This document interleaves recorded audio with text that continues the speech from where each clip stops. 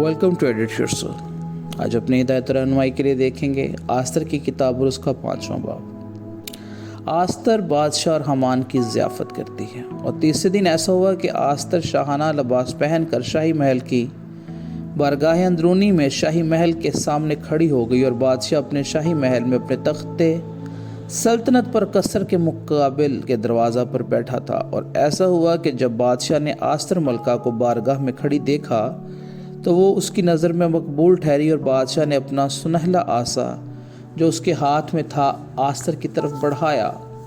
सो आस्तर ने नज़दीक जाकर आसा की नोक को छुआ। तब बादशाह ने उससे कहा, आस्तर मलका तू क्या चाहती है और किस चीज़ की दरख्वास्त करती है? आधी सल्तनत तक वो तुझे बख्शी जाएगी। आस्तर ने अर्ज़ की, अगर बादशाह की मंजूर हो तो बादशाह इस जश्न में जो मैंने उसके लिए तैयार किया है हमान को साथ लेकर आज तशरीफ़ लाए। बादशाह ने फरमाया कि हमान को जल्द लाओ ताकि आस्तर के कहे के मुवाफिक किया जाए।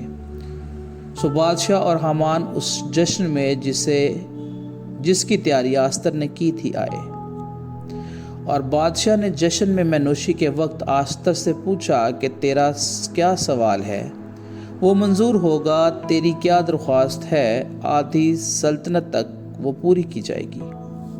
आस्तर ने जवाब दिया, मेरा सवाल और मेरी दरख्वास्त ये है कि अगर मैं बादशाह की नज़र में मकबूल हूँ और बादशाह को मंजूर हो तो मेरा सवाल कबूल और मेरी दरख्वास्त पूरी करे तो बादशाह वो हमान मेरे जश्न में जो मैंने उनके लिए तैयार करूँगी आएँ और कल जैसा बादशाह ने इरशाद किया मैं करूँगी।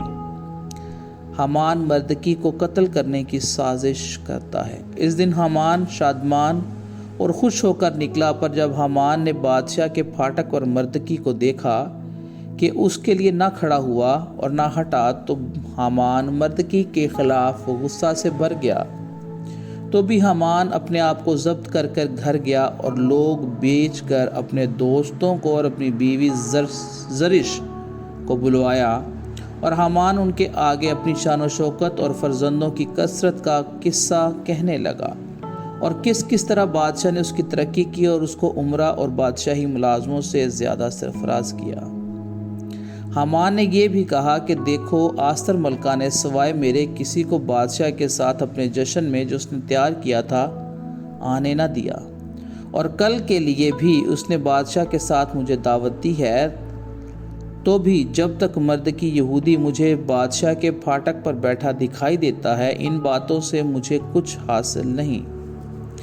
तब उसकी बीवी जरिश और उसके सब दोस्तों ने उसे कहा, 50 हाथ ऊंची सूली बनाई जाए और कल बादशाह से अर्ज की जाए कि मर्द की इस पर चढ़ाया जाए।